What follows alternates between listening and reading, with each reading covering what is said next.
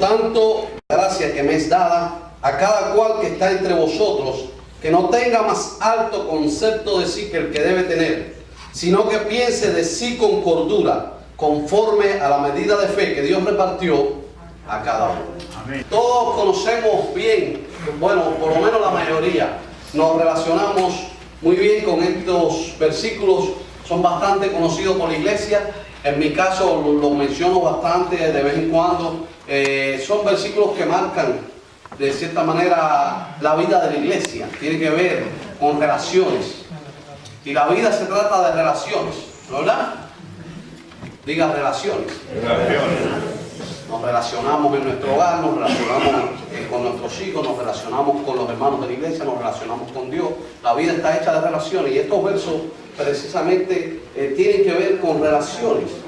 Y el primer verso nos habla de la relación con Dios. ¿Estamos de acuerdo? Amén. El primer verso nos habla de nuestra relación con Dios. ¿Cómo debe ser nuestra relación con Dios?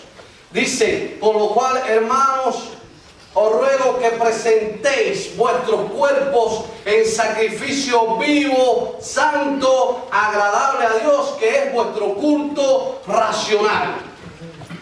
El culto que verdaderamente tiene significado. Hello.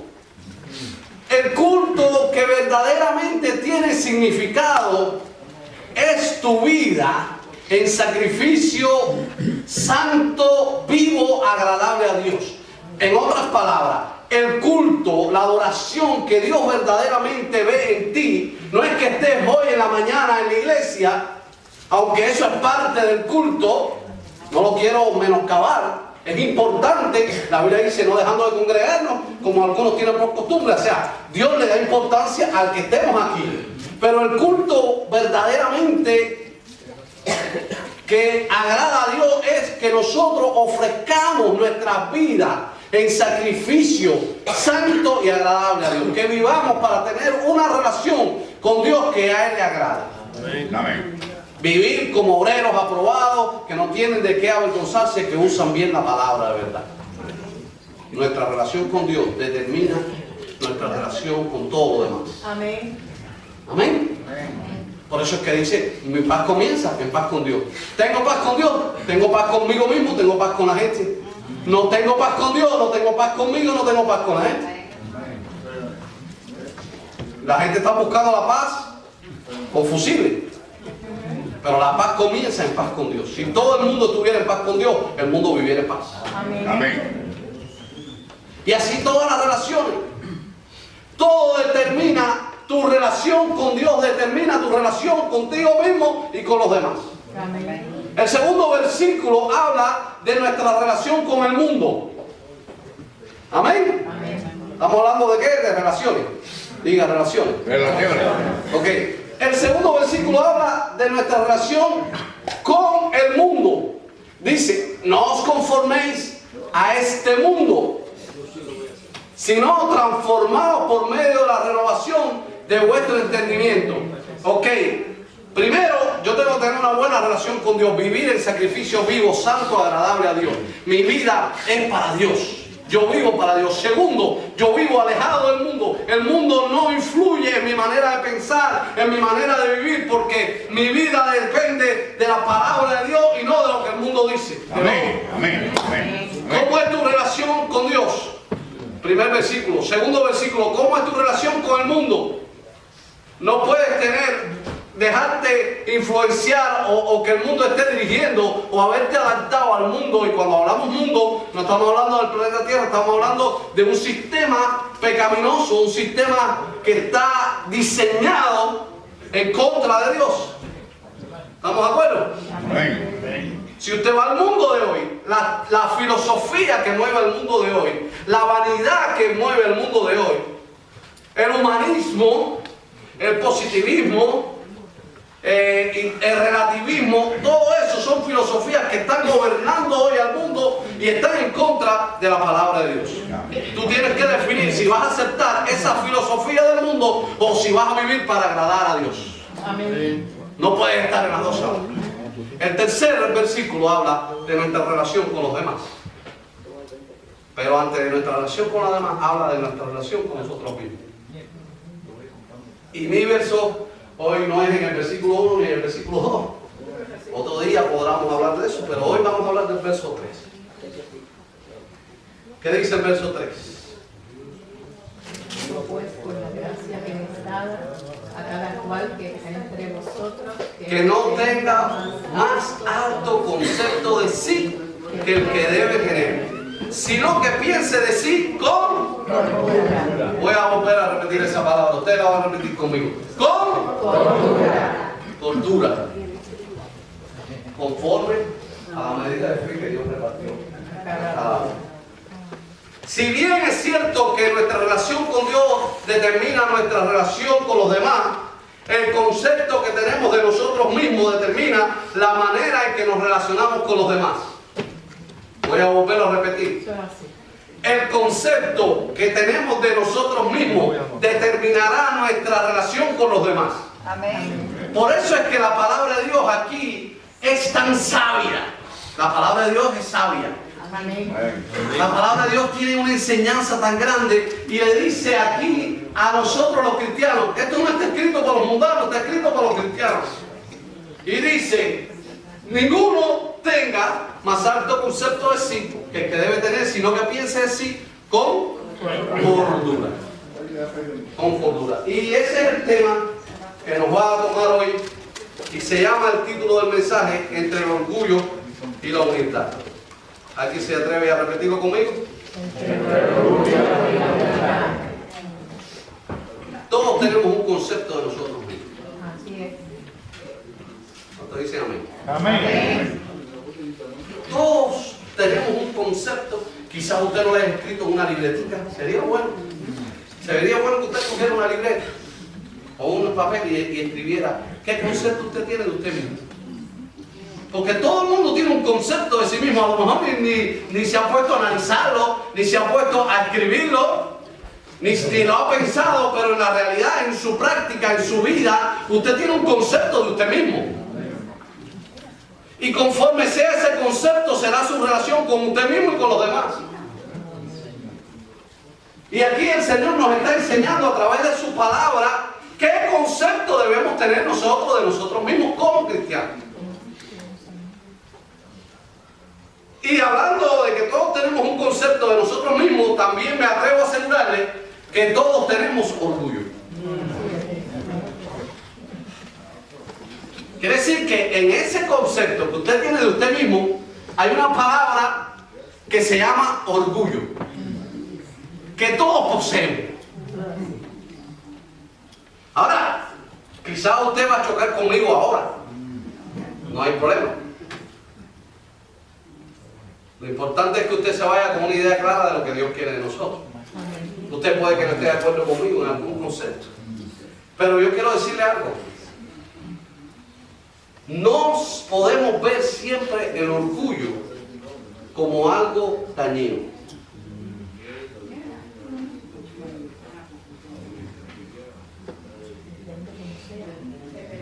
Está bien, estamos en línea. Yo pensé que me iban a tirar piedra y todo. ¡Ay! Si lo mío fue el primer pecado, el del diablo. Si nos vamos a ver, el pecado del diablo en realidad fue la altivez. El Señor dice, yo al humilde, con el humilde trato con el humilde, pero al altivo lo miro de lejos. Por ahí nos vamos a ir, por esa línea nos vamos a ir. El mismo apóstol Pablo, un hombre tremendo de Dios, reconoce que él tenía orgullo. Si usted va al libro de Gálatas, creo que el capítulo 6, el apóstol Pablo está hablando de él y dice, para que no me enorgulleciera demasiado. Él está diciendo que dentro de él había un orgullo que hasta ahí estaba bien. Pero si ese orgullo se iba en los decibeles desadecuados, o sea, se aumentaba, sobrepasaba el límite, esa palabra está buena, sobrepasaba el límite correcto, caía en envanecimiento, o en altivez, o en arrogancia, o en cualquier manifestación dañina del orgullo. Entonces, usted tiene un orgullo que es el orgullo que usted siente por su país, el orgullo que usted siente por las cosas buenas por servir al Señor. Yo siento orgullo de que el Señor me haya llamado al ministerio. Yo me siento orgulloso, siento orgullo cuando usted recibe la palabra y me dice: pastor, me gustó el mensaje. No conozco todavía un solo predicador que diga: ay, a mí me encanta cuando yo salgo al lobby y me dice: pastor, el mensaje estuvo fatal, yo no entendí nada de lo que usted dijo. ¿Conoce a alguien así? ¿Conoce a alguien que haga algo y le guste que le digan: qué mal lo hiciste? No conozco a nadie que le guste que le digan: mi amor, qué malo te quedó la comida. Más te vale. Esto no hay quien se lo coma. ¿Hay alguna mujer acá que le guste que le digan así? Mira, yo recuerdo, mi mamá y mi papá tienen una relación muy linda, ¿no? Muy linda. Yo he disfrutado siempre la relación de ellos. Ellos siempre se han tratado como novios. Y ya cumplieron 46 años de matrimonio, cumplieron ahora. Entonces, recuerdo en una ocasión, hace muchos años, hace 20 y pico de años, recuerdo que mi papá llegó a la casa y le dijo a mi mamá que las papitas no le gustaban como habían quedado fritas. Eso es una bobería. Yo mismo me extrañé, porque mi mamá se echó a llorar. Me dio sentimiento que le criticaran las papitas. Sabrá Dios cuánto trabajo le había costado pelar la papa, picar la papita. Estamos hablando de Cuba. Primero conseguir la papa y el aceite para freírla. Y ahora este salvaje viene y le dice que la papita no le gusta como quedó frita.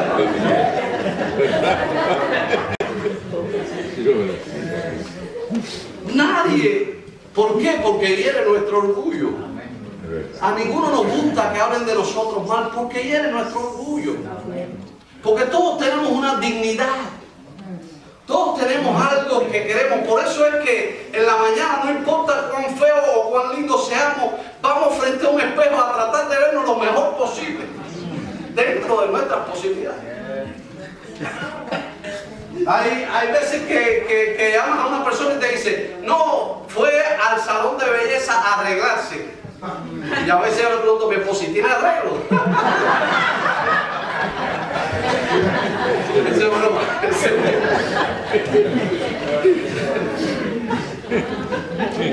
No es de aquí, no es de aquí. ¿Dónde viene el problema de la relación? ¿Dónde surge el problema? El problema surge primero en el punto de la comparación. Ahí viene el pecado. El punto de la competencia o de la comparación es lo que más daño le hace a nuestro orgullo. ¿Por qué? Porque es dañino que el hombre se compare en sus virtudes o en sus defectos con otras personas. Alcancé algo y entonces quiero mostrarle a los que no lo tienen que ya yo lo tengo, para provocar envidia de los demás. Quizá estoy buscando admiración. Quizás muchas veces producto de mi misma autoestima, pero al final de todo tiene que ver con el orgullo. Entonces, tenemos que, como cristianos, analizar las motivaciones por las cuales decimos algo o hacemos algo, y cuando nos comparamos con los demás. Dice el apóstol Pablo que si alguien tiene de qué gloriarse, gloríese de sí mismo en lo que el Señor ha hecho, pero de sí mismo, dice la Biblia. Lo voy a buscar para que... No, es Gálatas 6:4. Gálatas 6:4 dice, así que cada uno someta a prueba su propia obra. Diga, su propia obra. Y entonces tendrá motivo de gloriarse solo respecto de sí mismo y no de otro.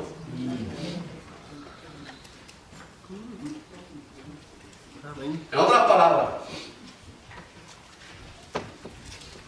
yo he sentido, es una satisfacción, y yo he sentido varias ocasiones, quizás yo soy más orgulloso que ustedes. Por ejemplo, le voy a poner un ejemplo y seguro que a lo mejor el hermano Joe Torres me da razón en lo que voy a decir. Cuando yo he ido a un lugar y hay un equipo roto, ya sea un asunto eléctrico o sea un asunto técnico de aire acondicionado, y cuando yo descubro el problema y logro arreglarlo, siento una satisfacción. Y muchas veces le digo, Señor, gracias por darme esta facilidad. Ahora, lo malo es que yo ahora me sienta mejor que el hermano que no aprendió, que ese no fue el don que recibió. Por eso dice, cada uno según el don que ha recibido. ¿En qué tú eres bueno? En la enseñanza. Yo soy más inteligente que la hermana Cecilia porque yo soy maestro. Entonces ella no es maestra, ella es más bruta que yo. No estoy hablando de Cecilia, ¿no? Es otra Cecilia, de otra iglesia. Entonces, ahí pecamos. Porque la misma palabra de Dios dice también, ninguno tenga más alto concepto de sí. Bueno, no, este es el versículo, dice, ninguno, ¿cómo es? Ahora sí me perdí. Que piense de los demás como superiores a sí mismo. ¿Y eso es posible? ¿Es eso posible cuando nuestra tendencia es sentirnos superiores a los demás o siempre buscar a quién somos superiores? Siempre compararnos a quién está por debajo o envidiar a quién está por arriba, que es producto de lo tuyo también. Entonces, si yo tengo 1 millón y el otro tiene 2 millones y el otro tiene 500,000, yo soy superior al que tiene 500,000, pero todavía tengo que alcanzar al que tiene los 2 millones. Y ahí surge el problema del orgullo. Así mismo. Por eso la Biblia nos enseña a estar contentos con lo que somos y con lo que tenemos. Gracias. Al que le tocó, le tocó. Ay. No envidie. Yo oigo a gente hablando que tú le sientes la espinita de la envidia. Yo me acuerdo, mi cuñado un día refinanció la casa para comprarse un carro cash y tener un carro por largo tiempo. Es su inversión, es su dinero. Y se compró un carro, un Lexus. Bueno, tú compras lo que te da la gana con el dinero de tu refinanciamiento, que no va a pagar eres tú. Pero entonces, cuando le compró el Lexus, había gente, envidia, hermano. ¿Qué te interesa a ti si tienes un Mercedes, un Lexus, un BMW o un Toyota? No importa. Eso no hace la diferencia. Cada cual, conforme a lo que Dios le ha permitido tener, disfruta. Pero la envidia, el orgullo, el compararnos unos a otros, el comparar los ministerios, el comparar quién tiene más éxito que el otro, cuando en realidad todo se lo debemos a Dios. Amén. Amén. Amén. ¿Cuánto dicen amén? Amén. Gloria a Dios. Ahora, si el orgullo en realidad todos lo tenemos, y en realidad un orgullo, vamos a llamarle sano, no sé si poder usar esta palabra, todos lo tenemos y no es tan malo, ¿por qué entonces hay tanto problema con el orgullo en la palabra de Dios? Y el problema está en la proliferación de las células de orgullo en nuestro sistema. Le voy a poner un ejemplo. Todos los seres humanos tenemos células cancerígenas. ¿Usted sabía eso? Sí. Todos los seres humanos. Lo que pasa es que cuando hay una proliferación de estas células, se acumulan y forman un tumor. Y es lo que le llamamos cáncer y hace daño al cuerpo. pero todos los tenemos. Y mientras esté controlada, esas células estén controladas, ni siquiera la van a detectar con una prueba. Porque tienen que ser millones y millones para que la detecten en una prueba del cáncer. Lo mismo pasa con el orgullo. Usted tiene que tener el orgullo controlado, y ese es el centro de ese versículo. La humildad. Yo quiero que usted diga conmigo la palabra humildad. Humildad. La humildad es la capacidad o la virtud que le permite al cristiano o al ser humano en general controlar el orgullo. ¿Están de acuerdo conmigo? Amén. La humildad es la capacidad de que aunque usted es muy bueno en algo y se siente satisfecho y se siente bien en que es bueno en eso, no deje que eso lo eleve o lo lleve a la altivez, al envanecimiento, a la arrogancia. Entonces se manifiesta cuando el orgullo ya ha tomado control del corazón. Cuando vemos que la palabra de Dios dice el corazón orgulloso en los proverbios, no está hablando del orgullo regular que tiene un ser humano, que todos los seres humanos tenemos, sino cuando el orgullo ha tomado control del corazón y lo que nos motiva para las cosas es ese orgullo. Entonces falta la humildad. Pero la humildad es esto. No, vamos al versículo original. No me pierdo aquí. Ya me he acostumbrado a la pantallita esa. ¿Vieron cómo uno se acostumbra a la cosa? Eso antes no existía. Pero Romanos 12:3. ¿Cómo se manifiesta, como decía la hermana? Cuando tú ves una persona altiva, una persona soberbia, una persona envanecida, arrogante, prepotente. ¿A cuántos les gusta? ¿A cuántos les gusta? Al primero que no le gusta es a Dios. A nosotros no nos gusta. Sin embargo, muchas veces nosotros se manifiesta.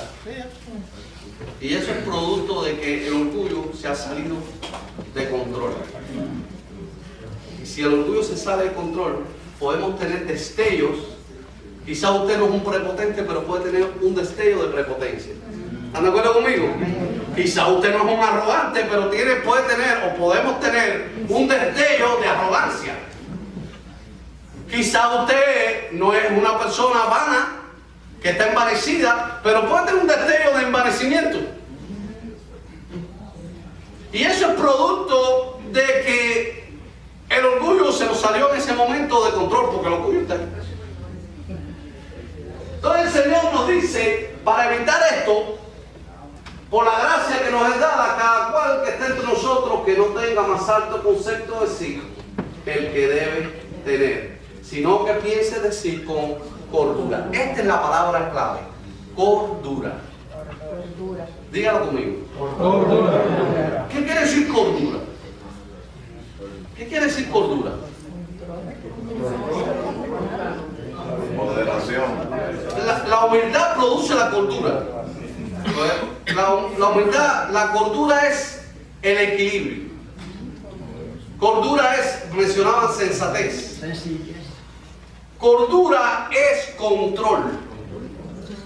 Control. Cordura es buen juicio, prudencia, equilibrio, control. Entonces, ¿qué Dios quiere? Que usted controle su orgullo.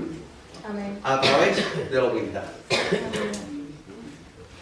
Si va a haber un destello de envanecimiento, si va a haber un destello de engrandecimiento, recuerde que el Señor le está diciendo, hey, no tengas más alto de ese concepto de ti que el que debes tener, piénsalo con cordura. Quiere decir que Dios quiere que tengamos un equilibrio. y que el orgullo no se nos salga de control. ¿Para qué? ¿Con qué propósito? Para tener una buena relación con Dios y para tener una buena relación con nuestros semejantes, con nuestros hermanos. ¿Cuántos hermanos aquí quisieran llevarse bien con los hermanos humildes? Amén. ¿A cuántos de los hermanos que estamos aquí nos molesta la arrogancia, la prepotencia? A todos. Entonces todos estamos de acuerdo. Vamos a pedir por aquí. Es el equilibrio lo que Dios quiere de nosotros. Que pensemos de nosotros con cordura. ¡Wow! Pero espérese un momentito. Porque esto es un problema interno. Mis pensamientos. Yo no conozco sus pensamientos. ¿Yo conozco sus pensamientos? Dios sí, pero yo no los conozco. Entonces, está en el pensamiento, este tema del orgullo y de la humildad, no está en el exterior. No está en la ropa que traes puesta. Está en los pensamientos. ¿Y de qué se alimentan los pensamientos? De lo que hay en mi corazón. Es un asunto interno. Entonces, yo puedo querer ser humilde. Pero ¿qué es lo que tengo en mi mente? Porque si yo vengo una personalidad humilde, pero en mi corazón sigo siendo orgulloso o vanidoso, al final eso sale a la luz. Explota. Yo recuerdo un hermano, ya no sé si llamarle hermano, primo, sobrino, algo de eso. Él iba a la iglesia, era líder de la iglesia. Hermano, le digo sinceramente, llego a nuestra iglesia, allá en Orlando, y yo le tomé una admiración a este hermano, un cariño, tenía una apariencia de piedad. ¿Han leído eso en la Biblia? Apariencia de piedad. Wow, este hermano era servicial. Yo decía, no, más humilde que fulano hay que mandarlo a buscar. Humilde hasta un día. Qué grande decepción fue para mí, y se lo digo de todo corazón, qué gran decepción fue para mí cuando yo tenía un concepto de humildad y de pronto, de un día para otro, me doy cuenta que la humildad era toda una fachada, que era más orgulloso de todos los hermanos de la iglesia. Me quedé así, wow, no conocía al hombre, porque estaba en el interior. Entonces, yo recuerdo que este hermano, cuando reveló lo que había en su corazón, más nunca pudo realmente acoplar en la iglesia. Porque él quería ser pastor, definitivamente. Y no hay nada malo en querer ser pastor, quiero decirlo. Ojalá y tengamos 3, 4 hermanos en la iglesia que quieran ser pastor.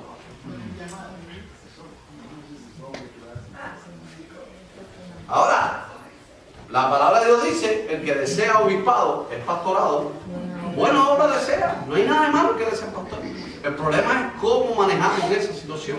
Que sea todo con la ética, con la integridad, con la fidelidad y la lealtad, de manera que la persona pueda salir al ministerio en el momento de Dios y de la manera correcta. Como conozco yo gente que han salido al ministerio, pero en la salida han traicionado, se han robado la mitad de una iglesia para formar su propio grupo. Eso no es la voluntad de Dios. Eso no es ético. Y eso es producto del orgullo. ¿Qué quiero decir con esto? Yo no estoy hablando de apariencia de humildad. Yo estoy hablando de un cambio de mentalidad. Y es hora de que el pueblo de Dios cambie su mentalidad y deje de sentirse superior a alguien. No en apariencia, sino en el corazón. ¿Por qué lo digo? Yo no sé si en esta iglesia, pero bueno, aquí es donde me tocó predicar. Ojalá y pudiera predicarle al mundo entero, pero a mí me tocó predicar aquí. Y ustedes cogen. Pero como conozco cristianos que se sienten superiores por pertenecer a un país.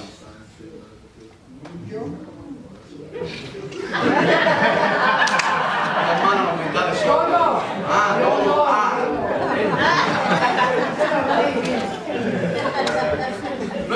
del país.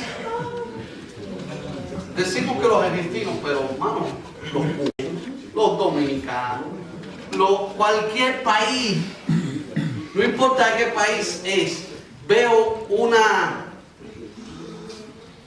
¿Cuántos no hemos escuchado cuentos? Y los hemos hecho también, vamos a ser sinceros, que habla despectivamente no de nosotros, sino de otra gente. Les voy a contar una experiencia. Cuando te hacen un cuento de tu país que te molesta, a todo el mundo le molesta, tú respondes con un cuento del país del otro. Y le molesta también.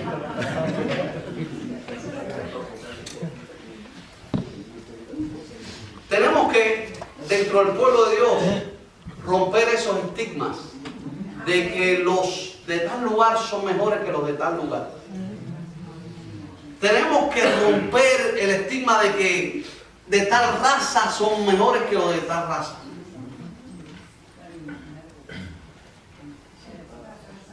He oído cristianos decir, qué lástima que sea negrito. Hubiera dado tremendo blanco. Hermano, eso es racismo. Entonces, si usted tiene más alto concepto en algún área, usted está violando este versículo. No vale compararse con nadie. Compárese con usted mismo. Mire, examine su camino. Chequee cómo está su vida espiritual. Estamos tan pendientes a la vida espiritual de todo el mundo que a veces descuidamos la nuestra. Oye, tú viste fulano, mira lo que está haciendo, mira mengano. ¿Y tú qué estás haciendo? ¿Te has examinado tú mismo? Porque a veces estamos peor que el hermano que estamos criticando. Relaciones. El orgullo nos hace pensar que nosotros somos mejores. Cuando la persona piensa de sí con cordura, tiene un equilibrio. Y dice, bueno, Señor, mira, es verdad que yo me siento bien con lo que estoy haciendo. Es verdad que yo siento que soy hasta bueno en lo que estoy haciendo.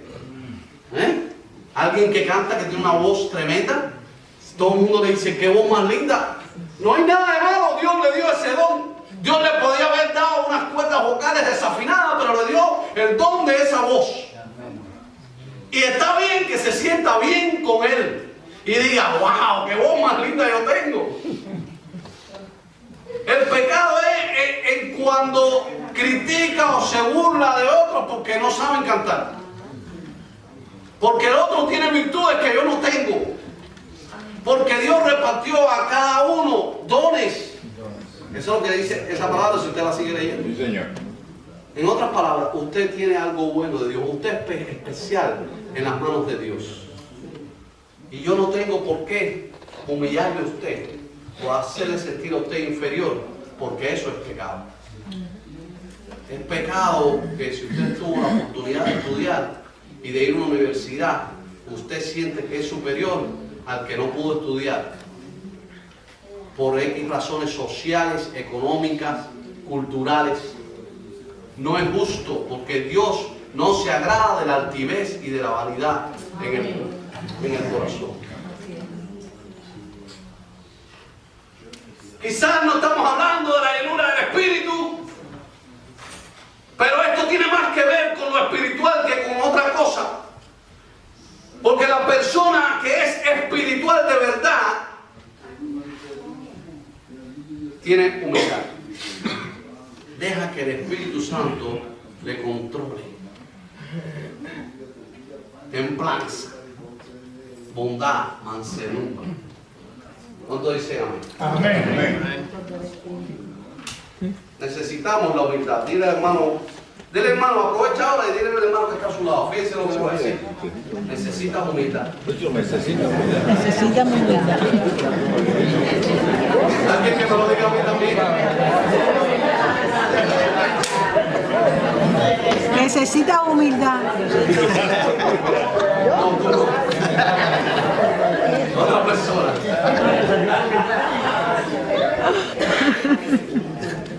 Ahora tengamos cuidado, no malinterpretemos la humildad. La humildad en las iglesias ha sido mal interpretada. Y hemos comparado la maldad con la miseria, con la baja autoestima, con la conmiseración y con la sumisión abusiva. Hello, le dije 4 palabras muy importantes. Si el hombre se viste bien, no es humilde. Había un concepto, ese concepto ha ido cambiando. Pero si andaba en un buen carro, no es humilde. El humilde es el que anda en el cacharrito, el que anda andrajoso. Inclusive hay personas, todavía hay países donde le llaman a los pobres humildes. No, pobre es pobre. Puede haber un pobre con más orgullo que usted, dale 3 pesos y vas a probar si es humilde o es que simplemente pobre. Hay personas que nunca han tenido un peso y eran humildes. Cuando le dieron algo, tuvieron algo, ahí les salió el orgullo. Entonces, ser pobre no es ser humilde. No es que sea pecado ser pobre, pero no es indicación de que es humilde. Puede haber un rico humilde y un pobre orgulloso. Entonces no podemos comparar humildad con miseria. A lo mejor la persona lo que es miserable porque es vaga y no trabaja. Y estamos diciendo, ay, pobrecito el humilde, no, que se ponga a trabajar para que tú veas.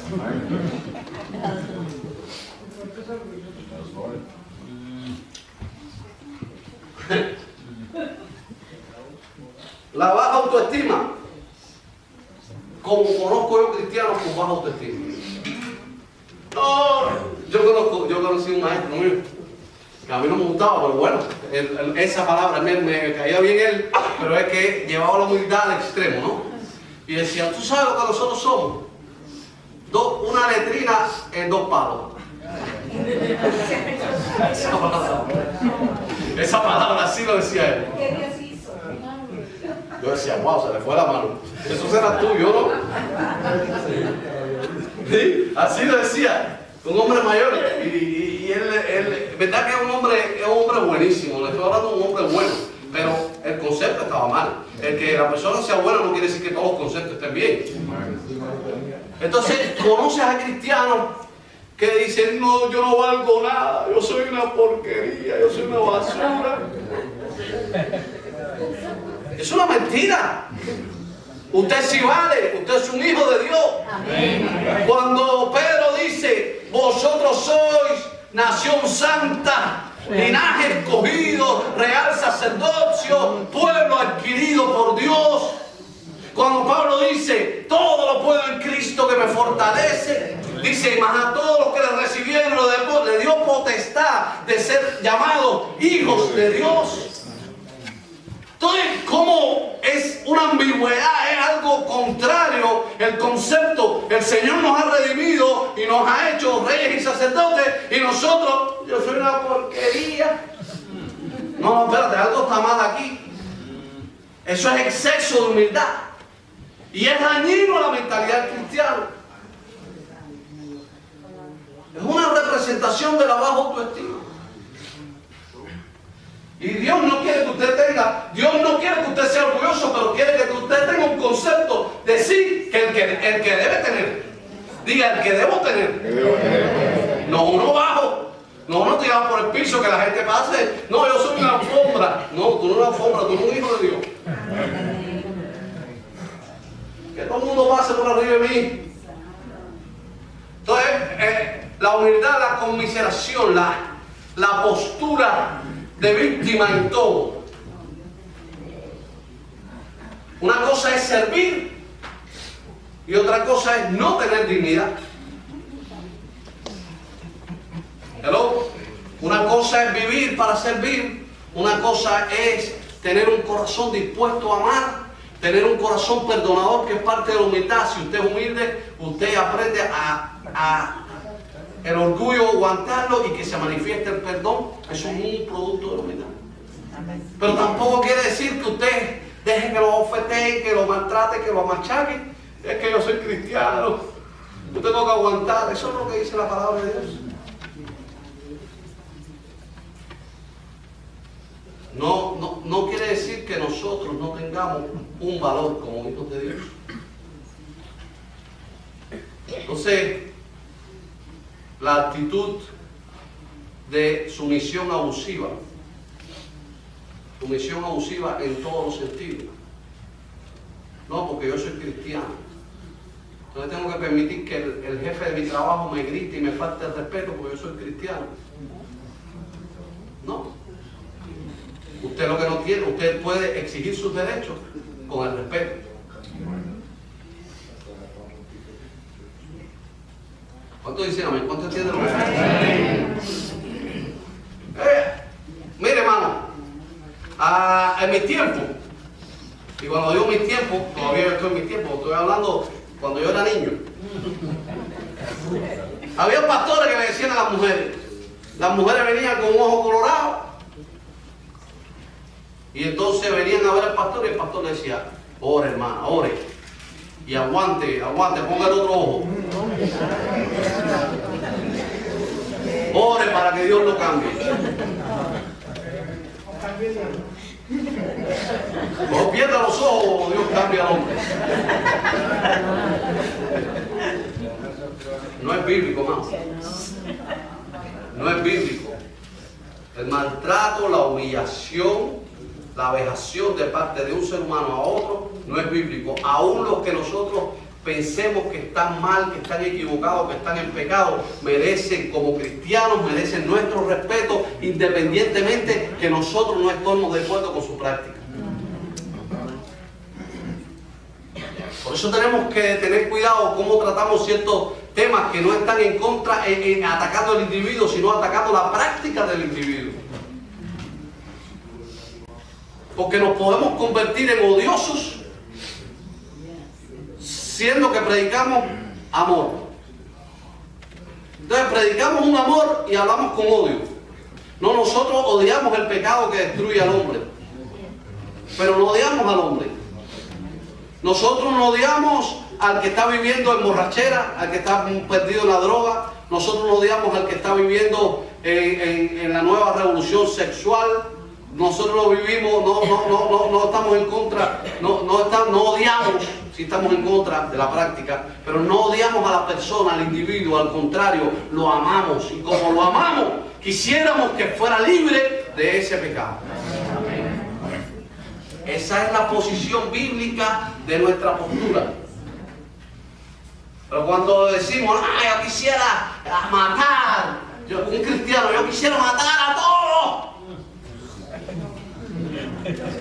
¿Lo ha oído? ¿No lo ha oído? Sí. Por ahí hay locos que dicen que son cristianos. Yo los quisiera matar a todos y hundirlos. Pero si Cristo dio su vida por ellos también. Lo que Dios quiere que procedan al arrepentimiento.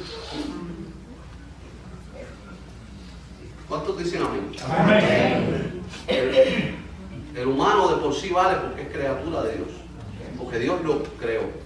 Le toma a él la decisión de saber si viene a Cristo, decidir si viene a Cristo, pero Cristo es para todos. Y la función de nosotros es amar.